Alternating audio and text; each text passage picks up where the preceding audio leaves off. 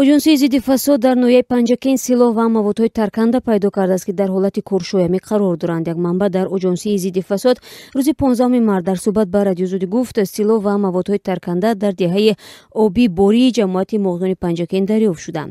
Манбаъ афзуд, кормандони оҷонсия аз зери сангҳои калони кӯҳӣ борхалтаи сафед пайдо карданд, ки дар дохили он маводҳои тарканда, силоҳ ва таҷҳизоти барои таркиш истифодашударо ёфт намуданд.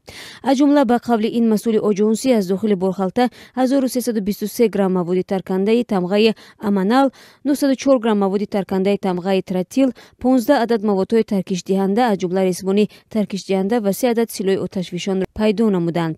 ҳамаи силоҳҳо ва маводҳои таркандаи пайдошуда дар ҳолати куршоямӣ қарор доранд. Дар Оҷонсияи зидди фасод ба Радиозуд гуфтанд, аз рӯи ҳодиса бо моддаи 195 Кодекси ҷиноии Тоҷикистон парванда боз шуд.